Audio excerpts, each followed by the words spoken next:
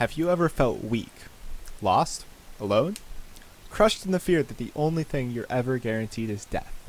Have you ever felt trampled on, overpowered by the urge to just end it all? Impossibly low, impossibly powerless. Today we're putting your mind to the test. On this episode of Brain Games, we want to explore the power of your mindset. We're going to take you on a journey of self-discovery, enlightenment, and possibly even hubris. You'll learn from professionals on the scene, in the lab, and you'll see yourselves in the real-life test subjects. Now get ready to reevaluate everything you know on this episode of Brain Games.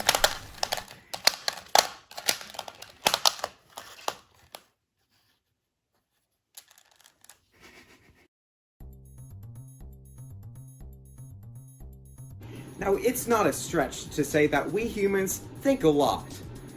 Studies have shown that at least 67% of Americans have brains. And on average, those brains produce at least 12 thoughts per day. But what if I told you it doesn't matter how much we think, it matters how we think?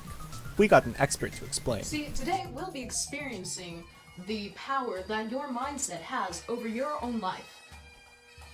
See, the human brain has to actually process the pain signals before you actually feel physically hurt.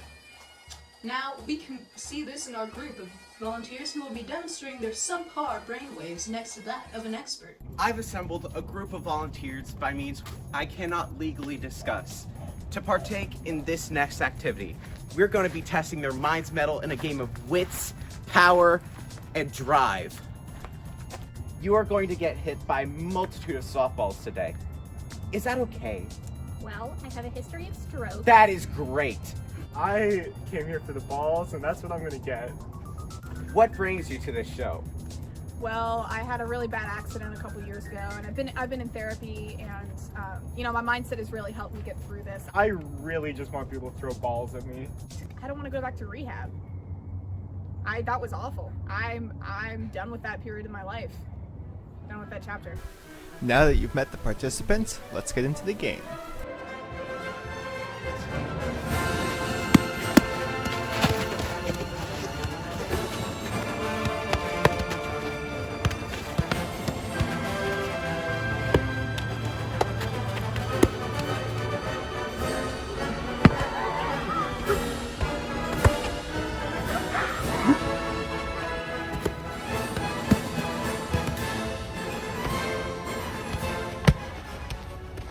Yeah, that was the worst thing that's ever happened to me.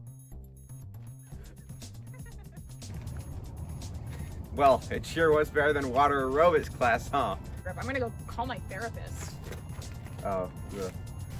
To see why our participants reacted in this way, we went back to our expert for more. There's a small increment of time that your brain has to actually process the feeling of pain before it actually feels it.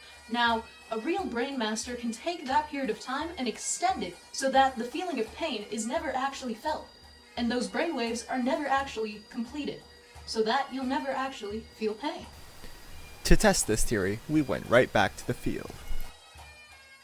My guest here is a professional who's been studying the ways of our brain control for about 15 years. They're able to divert the signals and protect themselves from all ways of pain.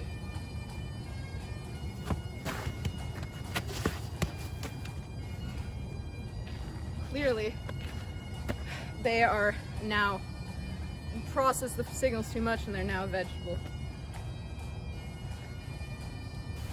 Thanks, Professor, but I think we might need another voice on the show. Luckily, we found just the man for the job.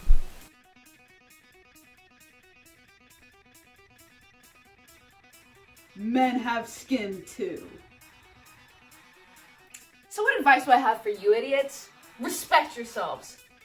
Don't listen to women, chicks, that tell you that you're not good enough because of the things you lack.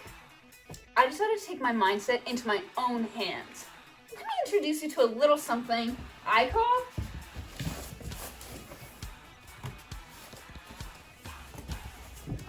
the Super Wine Power Extreme Alpha Man Mood Board.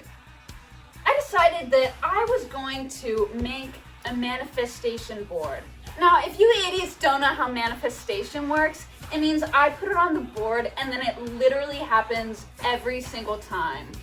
Ever heard the term pride before? Let me tell you who has. Lions. Leadership. The creative drive of a leader. This part's important. Men have skin too. You know, growing up, I mean, I had skin, but for men, it's, you know, they can be vulnerable, they can feel, but you know what's really important is having that skin. And, you know, strong barrier, doesn't let in water. Fun fact, it's, you know, waterproof. As any guy out there would tell you, the most important part of being a dominant man in this society is the kind of car you drive. Having a fast, shiny, luscious, breathtaking, beautiful car is what really solidifies your manhood in this world. So this is the car that I drive.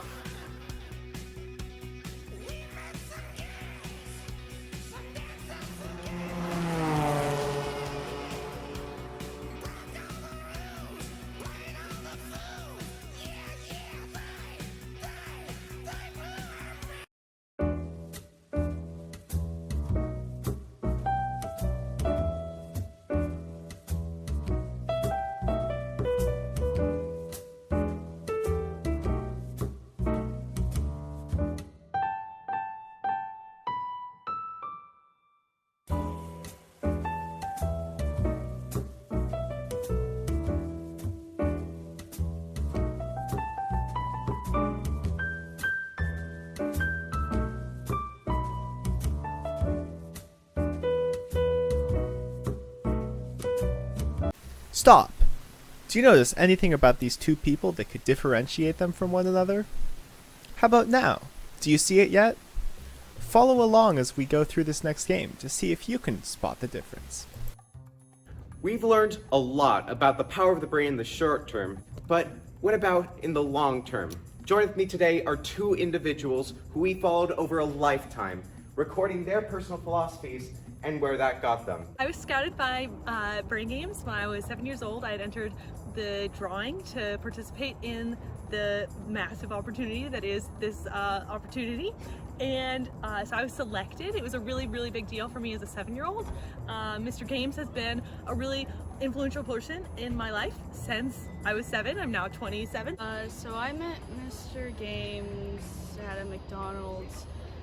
We were going there because my dog ran away and I was really sad, so we were going there for that. But then I spilled ketchup on my shirt and I started crying, and then that's when Mr. Games went up to me and then poured more ketchup on me. If you've been playing along at home, you might have noticed something different about our two contestants. Do you know what it is? Find out in 5 seconds. Time's up! If you guessed they were an optimist and pessimist, then you would be right. But what are optimists and pessimists? We interviewed them to find out. So, how do you two see the glass? Half full. That's so great. How about you, Joe? Is that a euphemism? She's cool fingers. You see, the glass is a psychological measure.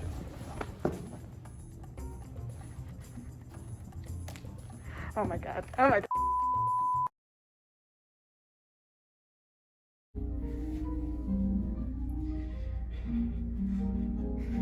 What have we learned on Brain Games today?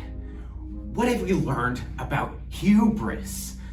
We've learned that God is real and he hates all of us. What we've learned is we should stay in our lane and stop pretending we have any control. What is free will? I don't know, we don't have it. So, just stay in your lane, do not deviate. Stay in your strata and do not deviate. You have no choice but to dance for your overlords.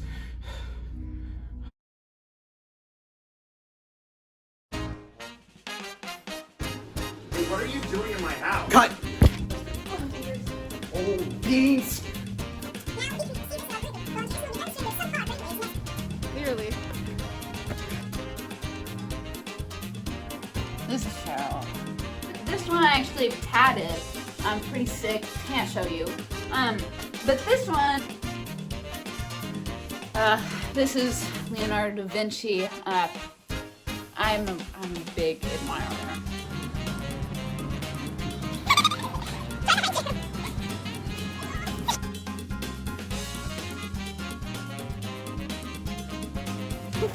I'm just confused, man.